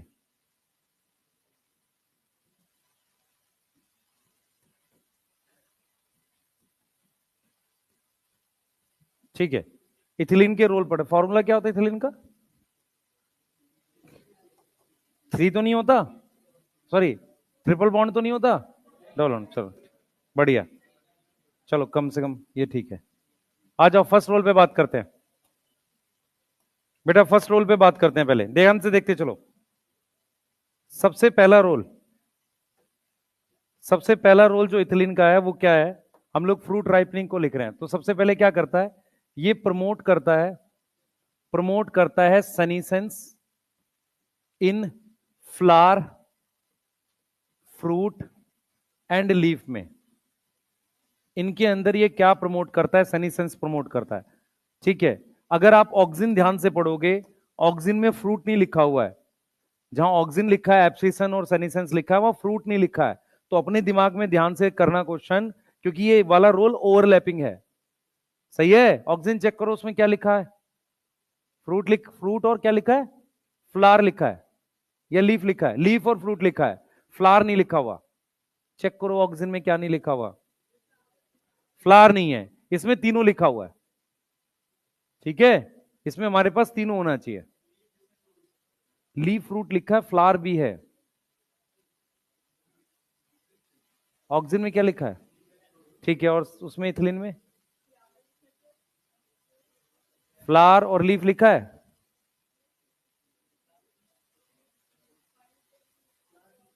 ठीक है, ठीक है, लीफ में भी होता है। चलो बस ये डिफरेंस ध्यान रखना। आगे आ जाओ। ये प्रमोट करता है फ्रूट राइपनिंग। प्रमोट करता है क्या चीज? Fruit ripening. कौन से फ्रूट में? In climacteric fruit. Yes, climacteric fruit. उसमें क्या इंक्रीज हो जाता है? Increase respiration rate, increase respiration rate. यहां तक समझ में आ रहा है? बोलो, यहां तक समझ में आ रहा है? यहां तक क्लियर है? ठीक है, तो फर्स्ट हमारे पास क्या है? Promote senescence in flower and fruit leaf, promote fruit ripening in climacteric fruit. Clear है? ठीक है, यहां तक समझ में आई? बोलो। ठीक है, अब मैं तीसरी चीज बता रहा हूं जो इंपॉर्टेंट है आपके लिए। यहां पे देखो, ये बहुत इंपॉर्टेंट है। हमारे पास क्या होता है इन राइस प्लांट, जो राइस का प्लांट है, इसको समझना एक बार। इन राइस प्लांट जो पार्ट अंडर वाटर है, जो भी पानी के नीचे पार्ट है, उसमें क्या होता है? इथिलीन एक्सेस में हो जाता है, इथिलीन एक्सेस हो जाता है। वो क्या करता है? ग्रोथ करता है स्टेम की, ग्रोथ ऑफ स्टेम एंड पिट्यूल होता है। उससे क्या होगा? प्लांट अबव वाटर आ जाएगा। मतलब क्या हुआ, एक बार डायग्राम से देखते हैं। हमारे पास ये राइस का प्लांट है, इधर देखें सारे बच्चे, ये राइस का प्लांट है, ठीक है, ये राइस का प्लांट है, ये इसकी नोड है, बोर्ड पे ध्यान रखो, ये इसकी नोड्स हैं। इस नोड से हमारे पास ये लीफ बनी हुई है ऐसे, और अभी ये पूरा का पूरा प्लांट पानी के नीचे है, ठीक है। तो हमारे पास क्या होता है बेटा? हमारे पास क्या होता है? इथिलीन की वजह से इसमें ग्रोथ चालू हो जाती है, और ये प्लांट और ये इवन पिट्यूल की वजह से ये थोड़ा सा ग्रो कर गया ऐसे, और पिट्यूल की ग्रोथ से लीफ जो है वो पानी के ऊपर आ जाती है। तो जो ग्रो करी है, एक तो स्टेम ग्रो करी है। कौन कौन ग्रो किया है? एक तो ये स्टेम ग्रो करी है, और साथ में क्या करी है? पिट्यूल। ये दोनों ने ग्रो करके इसको कहां ले आया है? पानी के सरफेस के ऊपर। आपको पता है राइस का जो प्लांट होता है उसको भिगा पूरा डुबा देते हैं पानी में, है ना, तो उसमें इथिलीन एक्सेस हो जाता है। वो इथिलीन एक्सेस करके इस जगह पे ग्रोथ करा देता है नीचे वाले हिस्से में, प्लस पिट्योल में ग्रोथ कराता है, उसको सरफेस के ऊपर ले आता है। ये चीज समझ में आ रही है? ये इसका इंपॉर्टेंट रोल है। ठीक है, तो उससे क्या होगा, क्या होगा, प्लांट कहां जाएगा, कम अबव सरफेस। ये क्लियर है? ये कौन सा रोल हो गया, थर्ड। उसके अलावा बेटा ये क्या करता है, ये ब्रेक करता है seed dormancy. Break seed dormancy. Dormancy क्या होता है, कौन बताएगा? बेटा सुनो ध्यान से, डोरमेंसी दो तरह की होती है, ध्यान सुनना। एक होती है कि परमानेंट डोरमेंसी, सीड कभी जर्मिनेट ही नहीं करेगा। फॉर एग्जाम्पल, जब भी कोई बीज का पैकेट आप देखोगे उस पर जर्मिनेशन रेट 90%, 95% दे रखा होता है, मतलब 5% सीड जर्मिनेट ही नहीं करता। ये समझ में आ रहा है? ठीक है, डोरमेंसी का मतलब होता है इवन इफ फेवरेबल कंडीशन दे दो, सीड में से प्लांट ना निकले। सही है, तो ये क्या करता है, ये ब्रेक करता है सीड डोरमेंसी। पर ये किसकी सीड डोरमेंसी तोड़ता है, पी के सीड किसकी, तो पी डाइकॉट है, यस। और ये क्या तोड़ता है बेटा, ब्रेक करता है बड डोरमेंसी। बड डोरमेंसी किसमें, पोटैटो के ट्यूबर में। आप ध्यान से सुने बच्चे, आप में से बहुत सारे लोगों को पता होगा कि आलू जो है काफी दिन तक गांव वगैरह में स्टोर रखते हैं। स्टोर रखने के बाद जहां उसकी आईज होती हैं वहां से कुछ व्हाइट कलर का निकल आता है। ठीक है, वो पोटैटो का जो ट्यूबर है उसकी बड पहले डोरमेंट थी, फिर उसमें से वो जो स्ट्रक्चर निकल रहा है, क्योंकि उसमें समहाउ कुछ इथिलीन बन गया होता है, जैसे जैसे वो पुराना होता है ना, कुछ उसमें क्या बन गया होता है, इथिलीन, उससे वो स्ट्रक्चर उसमें डेवलप कर जाता है। क्लियर है? ये चीज समझ आ रही है? आई पता है सबको, पोटैटो में होता है ना इस तरीके से, यस। पोटैटो का ट्यूबर पता है सबको? वाह, तुम्हारी जिंदगी में कलर कम है बेटा, है ना? हाँ, हाँ। बिना नीट निकाले नहीं आएंगे। ठीक है, इसको बड कह रहे हैं, और पोटैटो में है ये, जो एक तरीके से क्या होती है, आई, है ना, उसको तोड़ रहा है। अच्छा भाई एक चीज और, ये पाइनएप्पल में फ्लावरिंग ला रहा है और फ्रूट बनवा रहा है, बस प्रमोट कर रहा है फ्लावरिंग एंड फ्रूट डेवलपमेंट, दोनों करते हैं, ऑक्सिन और ये दोनों करते हैं fruit development in pineapple. NCERT ने उसके लिए एक वर्ड लिखा है, सिनक्रोनाइज। सिनक्रोनाइज का मतलब होता है दोनों साथ कराना, दोनों क्या करना, साथ करना। सिनक्रोनाइज का क्या मतलब होता है, दोनों साथ कराना। अब एक चीज और सुनो ध्यान से, आप कभी चांस मिलेगा देखने का तो इस चीज को देख सकते हैं। जो नॉर्मल टमाटर का पौधा होता है उसकी रूट्स नॉर्मल टाइप की होती है। कभी टमाटर के पौधे को हाइड्रोपोनिक्स में जब ग्रो करते हैं उसमें एक्सेस रूट ग्रोथ होती है। होता क्या है कि प्लांट का कोई हिस्सा अगर पानी में डूबा हुआ है तो उसमें इथिलीन बन जाता है, अगर स्टेम डूबी हुई है तो उसकी लेंथ बढ़ सकती है, रूट डूबी हुई है तो उसमें रूट हेयर ग्रो कर सकता है। मेरी बात समझ में आ रही है? मैं क्या बोल रहा हूं, मैं क्या बोल रहा हूं, रिपीट कर रहा हूं। हाइड्रोपोनिक एक टेक्निक होती है जिसमें पानी के मीडियम में प्लांट को ग्रो करते हैं। ये बात समझ में आ रही है? बोलो, ये बात समझ में आ रही है? पानी के मीडियम में किसको ग्रो करते हैं, प्लांट को ग्रो करते हैं, उसे कहते हैं हाइड्रोपोनिक्स। यहां तक कोई डाउट नहीं? ठीक है, तो मैं ये समझा रहा हूं कि हाइड्रोपोनिक्स में रूट परमानेंटली पानी में डूबी रहती है, तो वहां पर बहुत ज्यादा रूट हेयर की ग्रोथ हो जाती है। और वो क्यों पॉसिबल है, बिकॉज ऑफ इथिलीन। क्यों पॉसिबल है, बिकॉज ऑफ इथिलीन। तो मैं ये कह रहा हूं कि अगर स्टेम पानी में डूबी हुई है तो वो उसकी लेंथ बढ़ा सकता है, और अगर रूट पानी में डूबा हुआ है तो उसकी वो रूट हेयर ग्रोथ करा सकता है। ये चीज समझ में आ रही है? तो हम क्या लिख रहे हैं यहां पर बेटा, इथिलीन क्या प्रमोट कर सकता है, ग्रोथ ऑफ रूट। इथिलीन क्या प्रमोट करता है, प्रमोट किसकी ग्रोथ, growth of root and root hair. क्या प्रमोट करेगा साथ में, रूट हेयर। इससे सरफेस एरिया बढ़ेगा पानी के एब्जॉर्प्शन का, इंक्रीज सरफेस एरिया, किसके लिए, फॉर वाटर एब्जॉर्प्शन।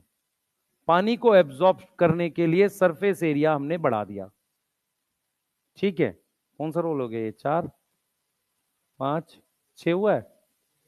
एक वो लिख लेते हैं एप्पल को लेके या मैंगो को लेके। प्रमोट फ्लावरिंग इन मैंगो, साथ कर ही देते हैं इसको। प्रमोट फ्लावरिंग इन मैंगो, किसमें? नहीं बेटा, वो इथेफोन में लिखेंगे। इथेफोन के 3 रोल लिखेंगे हम लोग, नोट करो जल्दी से, जल्दी जल्दी फास्ट।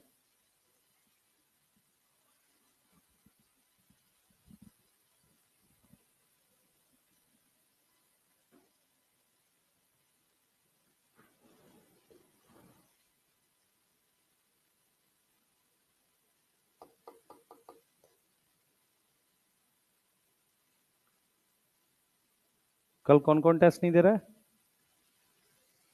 हाँ? कल डिसाइड करेंगे या अभी आज जाके कॉपी खोलेंगे, पहले 2 घंटे उससे फाइट करेंगे फिर आएगा? यार छोड़ते हैं यार, टेस्ट छोड़ने का बेस्ट तरीका होता है अब दोबारा से पढ़ूंगा अच्छे से। हाँ, 2 दिन वेस्ट हो जाएंगे नहीं तो टेस्ट के चक्कर में, ऐसी होती है। हम्म, ऐसे तुम बोर्ड के लिए करते थे, जब बोर्ड में तैयारी नहीं होती थी अगले वाले को ज्यादा अच्छा कर लेता हूँ, इस वाले में तो थोड़ा थोड़ा पढ़ के चल जाएगा। लिख लिया?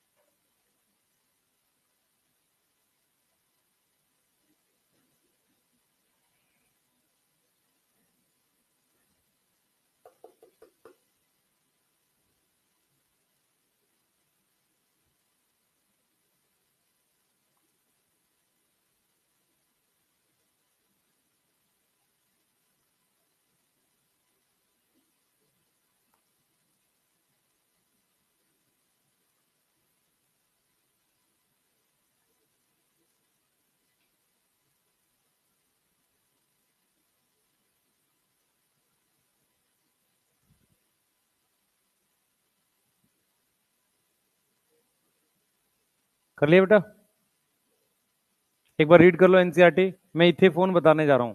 फार्मर्स को हम लोग गैसेस फॉर्म में इथिलीन नहीं दे सकते, ठीक है? गैस कैसे दोगे फार्मर को, लेके कैसे जाएगा घर? है ना, डब्बा में भर के देंगे? नहीं, वो कुछ निकलेगा ही नहीं, घर जाएगा तो। ठीक है, हाँ, वो कहेगा कि फार्मर कहेगा कुछ दिया ही नहीं, तो उसको क्या करते हैं, उसको किसी ऐसे केमिकल को देते हैं जो प्लांट में एब्जॉर्ब होने के बाद इथिलीन रिलीज करे। वो खुद इथिलीन नहीं होता, वो केमिकल क्या होता है, जब प्लांट में एब्जॉर्ब हो जाता है तो वो क्या रिलीज करता है, इथिलीन। ठीक है, तब वो एग्रीकल्चर में उसे यूज कर पाते हैं। तो हमारे पास, ध्यान सुनेंगे, हमारे पास इथिलीन की एक्वस फॉर्म है, उसको इथेफोन कहते हैं। क्या बोलते हैं? इथेफोन। वो इथिलीन नहीं है, उसका formula CH2 double bond CH2 नहीं होता। आप कैसे इथिलीन को पाली में घोलोगे? हो सकता है ना घुलती हो, समझ में आ रहा है? ऑर्गेनिक सॉल्वेंट में दे नहीं सकते फार्मर को, अल्कोहल वगैरह में मिला के, है ना, वो रिस्क भी है। ठीक है, हाँ, पता चला सुबह तक सनी सेंस हो गई उसकी, है ना? हाँ,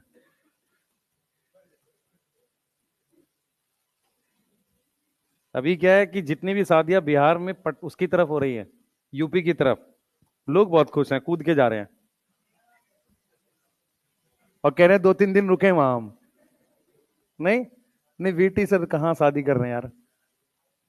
हाँ, सिलेबस कराए बिना नहीं करेंगे। चलो, इसका मतलब कभी नहीं करेंगे, सिलेबस करा देंगे यार, क्या बात कर रहे हो? इधर ध्यान रखो, हो जाएगा चुप। एक्वस फॉर्म ऑफ इथिलीन, चिंता मत कर, बायोमोलिक्यूल में पढ़ाऊंगा अभी। हाँ, इधर आ जाओ। एक्वस फॉर्म है इथिलीन की, एक्वस फॉर्म समझ में आता है? ठीक है, इथिलीन की एक्वस फॉर्म है।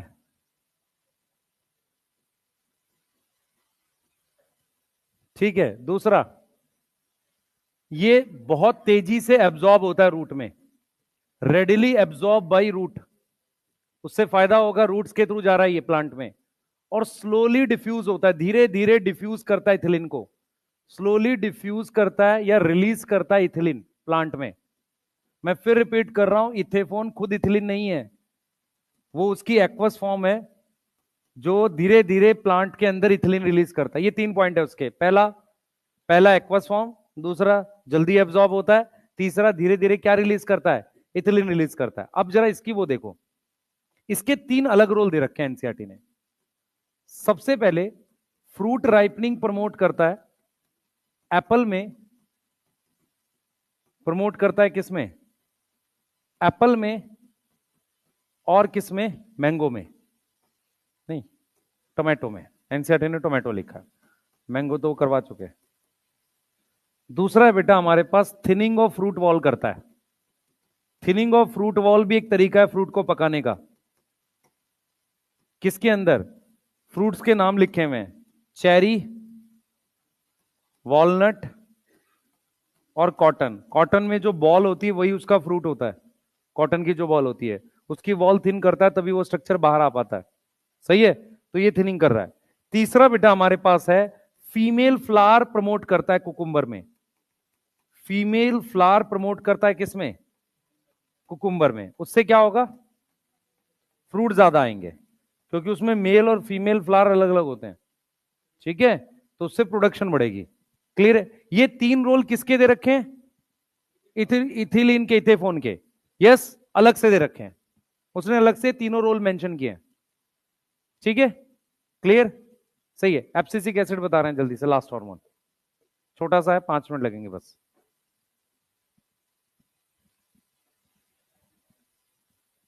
वैसे भी तुम्हें कौन सा काम है, कल का टेस्ट तो दे ही नहीं रहे तुम लोग, दे रहे हो? हाँ हाँ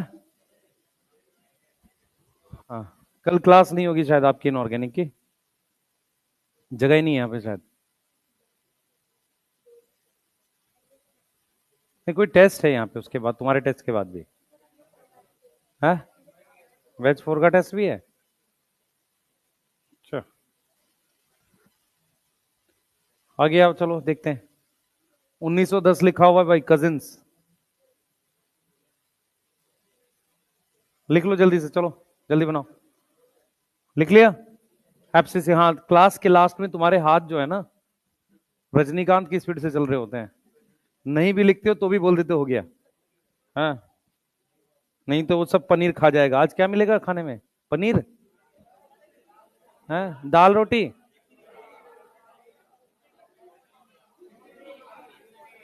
बस करो यार, खिचड़ी। चलो पढ़ो यार, कुछ नहीं मिल रहा तुम्हें। बस भाई बस, ठीक है। हैं, लिट्टी चोखा कहाँ मिलेगा यार तुम्हें, खिचड़ी चोखा, भाई साहब। चलो आओ, बस भाई, चलो। लास्ट हार्मोन है एब्सिसिक एसिड। अरे कोई बात नहीं, एब्सिसिक एसिड।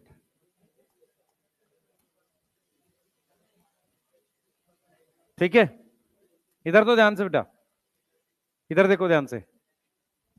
एब्सिसिक एसिड हमारे पास है, तो यहां पर हम लोग सबसे पहले डिस्कवरी की बात कर रहे हैं। बस भाई, कुछ नहीं मिलता यार, तुम लोग पढ़ लो, है ना। हाँ, अब देखो मैं जो बता रहा हूं यहां पर ध्यान से सुनेंगे। हम लोग डिस्कवरी की बात कर रहे हैं एब्सिसिक एसिड की, ध्यान से सुनेंगे जो मैं आपको बोल रहा हूं। हमारे पास क्या हुआ था मिड 1960s में, मतलब 1960 के आसपास, 3 अलग अलग केमिकल 3 अलग अलग कंट्री में डिस्कवर हुए थे जो प्लांट की ग्रोथ इनिबिट करते थे। तो भाई आ गया पहले, तेरे बगल में कौन बैठा, ये नहीं, पीछे पीछे, सबसे पीछे, हाँ बीच में, तो मेरे पास आ, जल्दी आ, यहाँ बिठाओ इसको, प्रमोशन हो गया। नहीं नहीं, यहाँ बैठेगा इसके बगल में, जल्दी आ।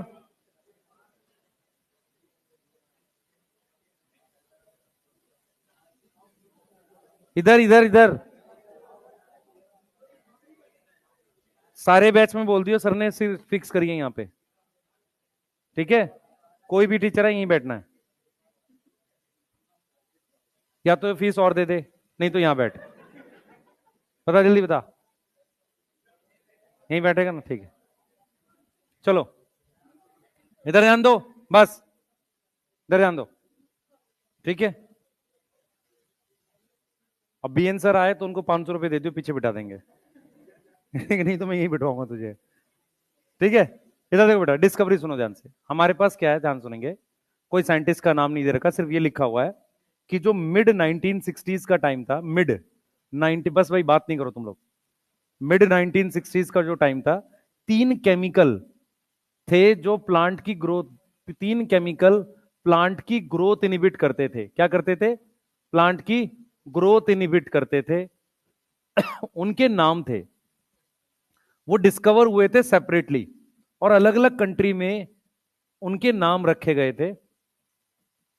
किसी ने उनको इनहिबिटर बी बोला था, इनहिबिटर बी। किसी ने बोला एप्सिशन टू, एप्सिशन टू, ये सब सेम केमिकल है। किसी ने उसको डॉर्मिन बोला। बाद में पता चला, later it was discovered to be, it was discovered to be same chemical. बाद में पता चला कि वो सेम केमिकल हैं। मेरी बात समझ में आ रही है? बाद में ये पता चला कि वो क्या है, सेम केमिकल है, वो केमिकल सेम है, ठीक है। वो सेम केमिकल की बात कर रहे हैं। अब देखो, इसका कोई बायो एसे नहीं पढ़ना, सिर्फ पढ़ना है साइट ऑफ सिंथेसिस। मैं जो बोलूंगा उसको ध्यान से सुनना। उसमें एनाटॉमी में हम जाकर ये पढ़ेंगे कि गार्ड सेल, ध्यान सुनेंगे, सारे एपिडर्मल सेल में किसी में भी क्लोरोप्लास्ट नहीं होता। सही है, लीफ में भी किसी भी एपिडर्मिस के सेल में क्लोरोप्लास्ट नहीं होता except guard cell. Guard cells के अंदर क्लोरोप्लास्ट होता है। क्लोरोप्लास्ट इज ओपनिंग और क्लोजिंग ऑफ स्टोमेटा के लिए रिस्पॉन्सिबल है। मेरी बात समझ में आ रही है? ओपनिंग क्लोजिंग ऑफ स्टोमेटा कौन करा रहा है? क्लोरोप्लास्ट करा रहा है। तो अगर मैं प्रॉपरली समझूं लोकेशन ऑफ एब्सिसिक एसिड, मैं लिख सकता हूं सबसे पहले गार्ड सेल्स लिख सकता हूं, यस। तो क्लोरोप्लास्ट किसका? गार्ड सेल का। क्लोरोप्लास्ट किसका? गार्ड सेल्स का। जो गार्ड सेल्स होते हैं ना, उसकी बात कर रहे हैं। उसके अलावा ये लीफ में बनेगा और कहां पर होगा? सीड में। ये सीड को तैयार होने देता है जर्मिनेशन से पहले। बेस्ट बताता हूं एग्जांपल, गेहूं के सीड 1 साल के बाद बोए जाते हैं। इस साल जो गेहूं उगा है उसको रख लेते हैं, पिछले साल का जो था उसको बोकर उगाते हैं। समझ में आ रहा है? बोलो बेटा, ये चीज समझ में आ रही है? तो जो गेहूं के सीड है उसको 1 साल बाद बोया जाता है, क्योंकि उसका एम्ब्रियो तैयार नहीं होता। तो एब्सिसिक एसिड क्या करेगा? उनको, सीड को किसी तरीके से रोकता है, तो कहीं ना कहीं स्ट्रेस से बचा रहा है उसको। ये चीज समझ में आ रही है? तो अगर मैं इनके उसकी बात करूं, प्रिकर्सर की, याद करो प्रिकर्सर क्या था? प्रिकर्सर क्या था? कैरोटीनॉइड्स थे। क्या थे बेटा? कैरोटीनॉइड्स थे प्रिकर्सर। अब प्रिकर्सर के बाद हम लोग, साइट हो गई, बायस से हम लिख नहीं रहे, एग्जाम्पल हमने लिख ही दिए। अब हम रोल की बात कर रहे हैं। रोल में सबसे पहले ये क्या, इट इज, आप ध्यान से सुने, इट इज जनरल, जनरल मतलब नॉर्मली सारे रोल, प्लांट ग्रोथ इनिबिटर है। प्लांट ग्रोथ और मेटाबॉलिज्म का क्या है बेटा? इनहिबिटर है। मतलब क्या है? प्लांट ग्रोथ और मेटाबॉलिज्म का ये जनरल इनहिबिटर है। दूसरा क्या करता है बेटा? ये प्रमोट करता है सीड डोरमेंसी, प्रमोट करता है सीड डोरमेंसी। क्या प्रमोट करता है? Seed dormancy. और इस रोल के लिए ये काम करता है एक्ट अगेंस्ट जीए। अब यहां पर दिमाग में आता है, यार इथिलीन में लिखा था हमने तो सीड डोरमेंसी। तो आपको क्या समझना है, ये सीड डोरमेंसी तोड़ता है मोनोकोट सीड की। जीए क्या करता था? बार्ले वगैरह में स्टार्च को डाइजेस्ट करता था। जब स्टार्च डाइजेस्ट होता है तो उससे जो शुगर बनती है, उससे सीड जर्मिनेशन में मदद मिलती है, ठीक है। तो ये किसके अपोजिट है? जीए के, इथिलीन के नहीं है। किसके अपोजिट है? जीए के। किस चीज को लेके? सीड डोरमेंसी को लेके। हम ये भी लिख सकते हैं कि ये कंट्रोल करता है सीड डेवलपमेंट। मैंने बोला ना, गेहूं का सीड तैयार नहीं है ना, डेवलपमेंट एंड मैचुरेशन, उसको तैयार करवाता है कि आगे फिर डोरमेंसी की जरूरत ना पड़े। यस, एक बहुत इंपॉर्टेंट रोल, ये स्टोमेटा क्लोज कर देता है। कब क्लोज कर देता है? स्ट्रेस में। क्लोज इन वाटर स्ट्रेस, पानी के स्ट्रेस में स्टोमेटा क्लोज कर देता है। इसीलिए इसको हम क्या बोलते हैं? स्ट्रेस हार्मोन बोलते हैं। क्या बोलते हैं इसको? स्ट्रेस हार्मोन कहते हैं, ठीक है। एक और बहुत इंपॉर्टेंट रोल है बेटा, ये लीफ का एब्सिशन प्रमोट करता है। ये लीफ का क्या करेगा? एब्सिशन प्रमोट करेगा। यस, लीफ का क्या करेगा? एब्सिशन प्रमोट करेगा। अब मेरी बात सुनो, लीफ एब्सिशन में 3 हार्मोन है, कौन कौन से? ऑक्सिन, इथिलीन और एब्सिसिक एसिड। ठीक है, तो हमें खास ध्यान रखना है कि वो किस तरीके से क्वेश्चन को पूछ रहा है। ठीक है, ऑक्सिन जो है इसके थ्रू काम करता है, एब्सिसिक एसिड के थ्रू। ऑक्सिन किसको एक्टिव करता है? एब्सिसिक एसिड को। रियल में एब्सिशन जो करता है एब्सिसिक एसिड ही करता है। पर आप ध्यान रखें कि जब वो इथिलीन देगा तो वो 3 चीजें लिखेगा, लीफ, फ्लावर, फ्रूट। ऑक्सिन देगा तो 2 ही लिखेगा, और उसमें वो यंग और मेच्योर अलग से लिखेगा। सेम लाइन कॉपी करेगा एनसीईआरटी की। क्वेश्चन ध्यान से पढ़ना, नहीं तो गलत हो जाएगा आपका। क्लियर है? ठीक है, मैं अब क्या कर रहा हूं बेटा, आपको इनके वो लिखवा रहा हूं कि कौन सा हार्मोन एक दूसरे के साथ काम करता है। जैसे मैंने लिख दिया हार्मोन पेयर, हार्मोन का जोड़ा। हम क्या लिख रहे हैं यहां पे? Hormone pair. ठीक है, हार्मोन पेयर। अब उसके लिए हम क्या लिख रहे हैं यहां पर? हम रोल लिख रहे हैं। ठीक है, फिर उस रोल के सामने ये लिख रहे हैं कि क्या वो रोल अगेंस्ट है। एंटागोनिस्ट का क्या मतलब होता है? अगेंस्ट। और सिनर्जिस्टिक का मतलब होता है साथ में। सिनर्जिस्टिक का क्या मतलब होता है? साथ में। देखो ध्यान समझो, एंटागोनिस्ट का मतलब होता है अगेंस्ट, सिनर्जिस्टिक का क्या मतलब होता है? साथ में। तो एंटागोनिस्ट मतलब अपोजिट रोल। क्या है? Opposite role.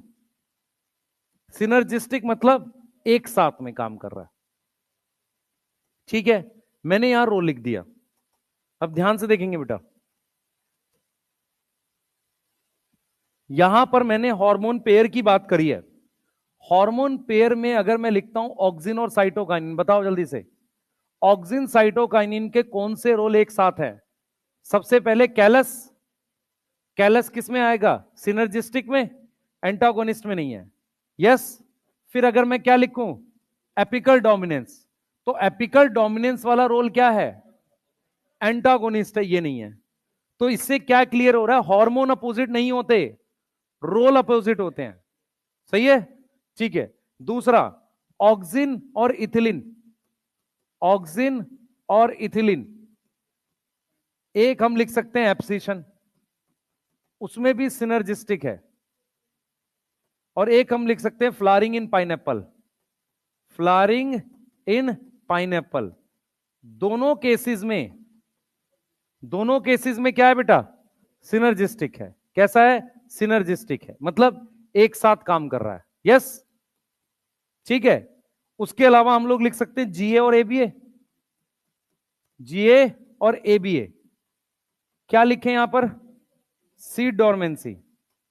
हाँ भाई, सीड डोरमेंसी के लिए कैसे काम कर रहे हैं? एंटागोनिस्ट काम कर रहा है, ये नहीं है। फिर हम एक और लिख सकते हैं यहां पर, फ्लावरिंग होगी पाइनएप्पल की, ठीक है, इतने से चल जाएगा है। और क्या लिख दें? स्टोमेटा नहीं बेटा, वो पूछा ही नहीं है एनसीईआरटी ने कभी, छोड़ दो। इसको लिख लो, उसके बाद ये वाली टेबल लिखनी है बस। ये लिख लो, उसके बाद वो टेबल लिखनी है, और नहीं पढ़ना इसमें कुछ भी है। ये लिख लिया, शाबाश, बहुत अच्छे है। Next slide. नहीं मानेगा तो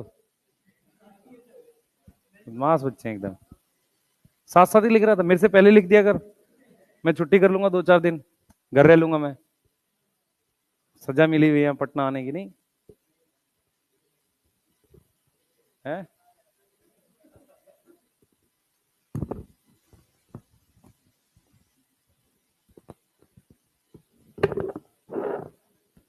लिख लो बेटा, कल करते हैं इसमें जो next topic.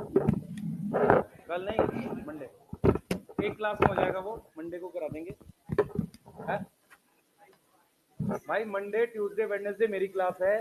Thursday, Friday, Saturday और संडे एमडी सर की क्लास है। उसके अगले वीक में मंडे से मैं आपको फिर क्या करूंगा, एनाटॉमी का कुछ अगर थोड़ा बहुत बच रहा होगा वो करा के फिर बायोमोलिक्यूल पढ़ाऊंगा।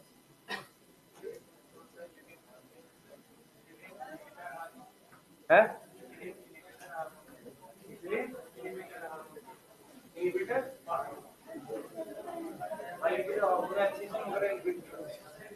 जो एक्सीजन वगैरह है ना, वो इनहिबिटर। लिख लो जल्दी से।